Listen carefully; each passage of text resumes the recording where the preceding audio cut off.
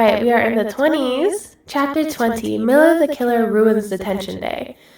My good luck lasted for another 4 days, 15 hours, and approximately 22 minutes.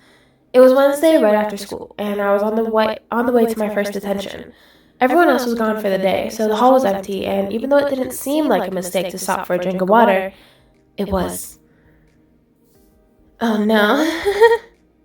I barely got a sip before I felt Miller's triple extra large paw on the back of my neck. Suddenly, my face was wiping the bottom of that fountain, and I was just trying not to eat the piece of gum someone had left there. Well, well, Miller said, look who it is. He pulled me up and slammed my back into the wall. Then he got right up in my face. I could see the Cheetos in his teeth. Seems like you're getting a reputation around here, Miller said. What's your deal, anyway? I don't know what you're talking about, I said. My heart was going for some kind of world speed record by now. I wanted to just start swinging, but it doesn't take a genius to know that 5'6" and 150 pounds beats 5'1" and 100 pounds every single time. Miller could have turned me inside out before I got off the first punch. Listen, he twisted up my shirt in his fist. You want to prove you're the baddest kid in school? I'm not trying to prove anything, I said. Too late, he said, and stepped back. You and me, outside, right now. He held up a finger in my face. 1. Then another finger. 2. That's when I remembered. I can't, I said. Why not? Miller said. Chicken? No. Detention? I saw my hole and went for it, right under his arm and up the hall. Detention? I heard him say. This is exactly what I'm talking about. I'm on to you, Cachadorian. You better watch your back before you catch a door in the face. You can run. I was running, all right, straight to Miss Donatello's room. But you can't hide, Miller shouted. And he was probably right. Unless Hills Village Middle School had a witness protection program, I was dead meat. Man, I hated Miller. Chapter 21. More bad news. Leo caught up with me before I got to detention. He'd seen everything. I've got bad news, he said. I just meant the bad news, I told him. Well, there's more. You also just lost a life. Sorry, bud. I stopped right there in the hall. What? No way. What are you talking about? You was that on Miller, he said. Yeah, well, I didn't feel like donating any blood today. Leo shrugged. Could have been worth some good points. Section 9, Rule 11. Students will not bully, harass, or fight one another anywhere on school property. No fair, I said. Just because I didn't fight him doesn't mean I should lose a life. You never said. I said I'd keep things interesting, Leo told me. You've got your job, and I've got mine. Whatever, I said and started walking again. I still didn't lose a life. Yeah, you did, he called after me, and of course I knew he was right. This was unbelievable. First, Miller nearly turned me into lunch meat, and then Leo took away one of the only 3 lives I had. Could this day get any worse? Yes. Chapter 22. And to top it off, I thought the tension was going to be me, Miss Donatello, and whoever else had gotten into trouble that week. But when I got to Donatello's room, she was just sitting there by herself. You're late, she said. Where is everyone? I said. I asked Mrs. Stryker to take the other students for detention today. I was hoping you and I could just talk. In case you don't already know, when an adult wants to just talk, it actually means the person wants you to talk about all the stuff you don't want to talk about. In other words, the dragon lady had set her trap, and I'd walked right into it. Danger, danger, danger. Have a seat. Ladies first. Have a seat, she tells me. No, I say. You have a seat. My sword rings in the air as I pull it out of its sheath. The dragon lady's eyes turn yellow. A long stream of fire comes shooting out of her nose. I dive over a burning desk, roll and jump back onto my feet. Already her tail is whipping out of my direction just before it can stab through my ear and through my brain and into my brain. I clip off the end of it with my sword. Green blood sprays me in the face. She howls in pain. Get back, I yell at her. I can see the fear in those yellow eyes. But she's faking. She pounces again, wings wide, claws bared, and that razor tail still trying to get inside my head. The flames are everywhere now. The whole room is on fire, and the heat is intense. I can smell my own skin starting to burn. But I keep swinging. 1, 2, 1, 2, 1, 2. It's getting harder to move because my sneakers are melting into the floor. Finally, I get her back into a corner. I raise my sword high, ready to deliver the final death blow, just as her wings open again, and she rises to the ceiling. She hovers overhead, out of reach of my sword. I swing some more, but it's no good. Of course, her tail can't get me from up there either. I'm starting to think this could go on all night until... Bring! All students taking the late bus home should proceed to the boarding area now. And just like that, my first detention was over. I'm disappointed in you, Rafe, Miss Donatello said. You have so much potential. I have to catch the bus, I said. Is it okay if I go? She just sighed and waved me out of the room.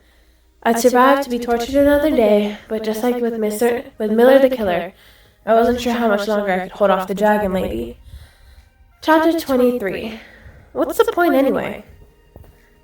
Operation Rafe. Score sheet. Rules broken? 23. Rules to go? 89. Points? 340,000. Lives remaining? 2.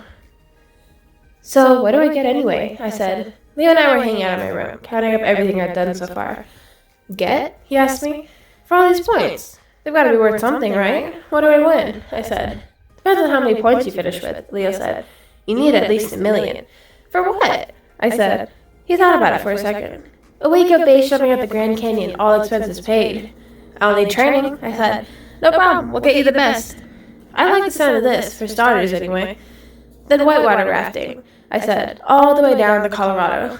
And rock climbing, back out of the canyon, Leo said, where your Lexus SUV and a fake driver's license are waiting for you. Sweet. The whole time Leo was drawing while we talked. Nothing new there. He's always drawing. What about Jean Galetta? I said. Put her in too. That's gonna be another 200,000 points, Leo said. But I'll throw in Bear. You know, so he can get lost in the wild and adopted by real bears. This is just getting better and better. In that case, let him be eaten by real bears. This? Oh. But Leo shook his head. Nobody gets hurt, remember? It's already in the notebook. I'll make an exception, I told him. No exceptions, Leo said. Besides, you need that no-hurt rule. It's the only part of all this that Jean Galetta will like. This is why Leo's a genius. He thinks of everything. You know, I said, you ought to try talking to other people once in a while.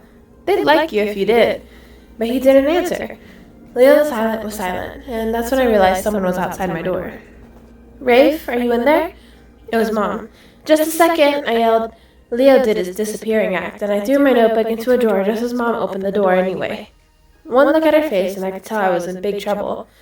No, not in a second, Mom said. We need to talk right now. Chapter 24.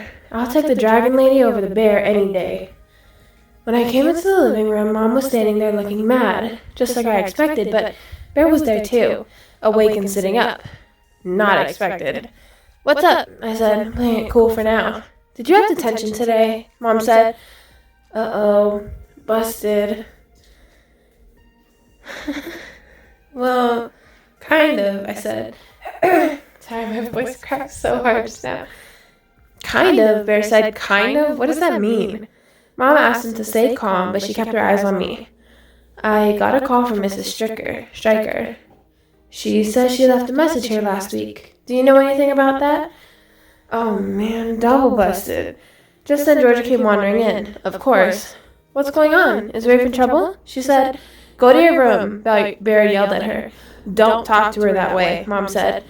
Georgia, honey, this is between Rafe and us. Go on now.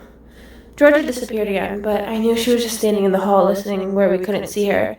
At least I'd have witnesses if Bear killed me, which he looked like he wanted to do. You're grounded for a week, he said, standing over me now. And no more touching the answering machine, you got that? Hang on a minute, Mom said. I want to hear Rafe's side of this. Carl, sit down, please. Bear sat, and Mom looked at me again. Rafe, talk. Unfortunately, my side of the story wasn't worth much. I told them all about the scooter and gym class and detention and how I'd erased the message on the machine.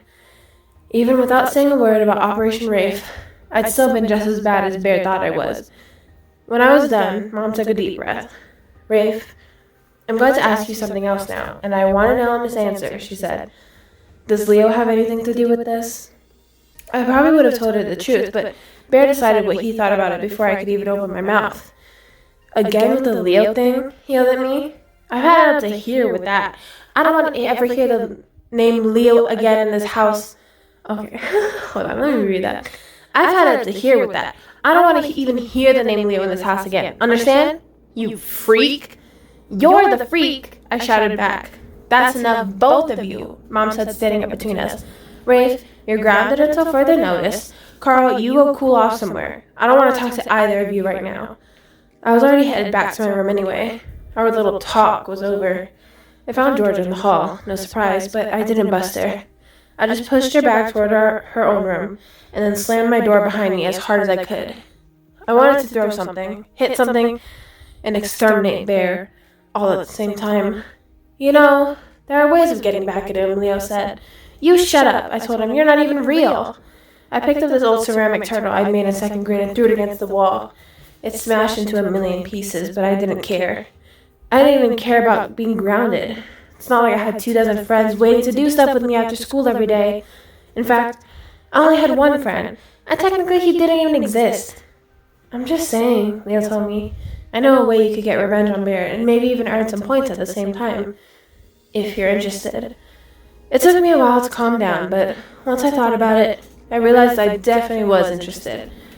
Just so you know, this one could really get you into trouble, Leo said.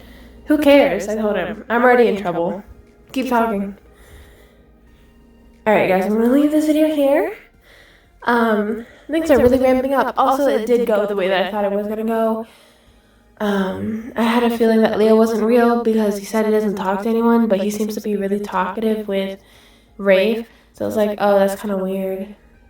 And then the whole stuff after that. So, yeah. Thank you guys so much for watching. I hope you guys are enjoying this. It's like a fun little, just a little fun story, or book. And I hope you guys are having a wonderful and safe day, and I will see you guys here tomorrow or later today. Bye.